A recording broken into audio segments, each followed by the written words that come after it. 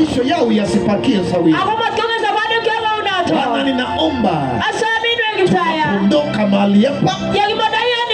Ninaomba amani na baraka aweze kupaki mahali hapa. Bariki kazi ya mikono ya watu wa Momoniat. Bariki biashara yao. Bariki watoto yao na jamii yao. Nakumbuka kanisa la Kristo na ukaleta uvuvio kwa sababu ya ujumbe huu. Ninakupenda na ninakuinua. Asante kwa askofu aliyehudhuria mkutano huu. Asante kwa uangalizi. Asante kwa sababu ya wachungaji. Asante kwa audio na keyboards. And photographers. The video crew and each and everyone. Asante kwa sababu ya maisha yao. Wabariki na kuwatendea mema Bwana. Utakaporudi kumbuka maisha yao na kuwatendea mema. Ninakupenda na ninakuinua.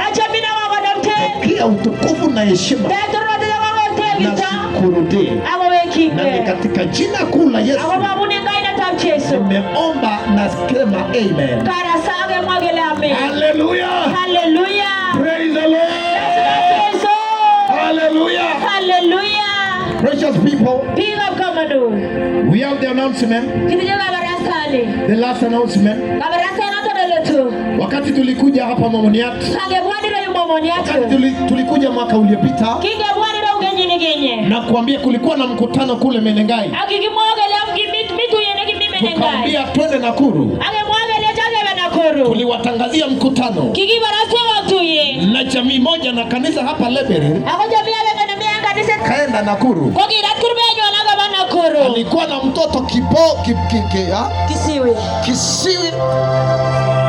Kisiwi na bubu. Na aliyekuwa katika shule ya special school ya Kedawa. Akaondoka naye akaenda mkutano. Ilikuwa ni mkutano wa uponyaji na toba. Na tulipofika mahala pale, na manabii wa Mungu wa Jehova walipotangaza uponyaji, mtoto mmoja jina lake Kimtai Nomlebere Momoniat akafunguka masikio yake, akaanza kuongea. Naamini yuko pamoja nasi jioni ya leo. Bwana alikumbuka Momoniat. The cripples are walking. The neighbors are. Hallelujah. Hallelujah. The cripple has walked. The cripple has walked. The cripple has walked. Hey, running. Hallelujah. Hallelujah. Kidogo tungeingia hiyo kidogo as we finish. Okay,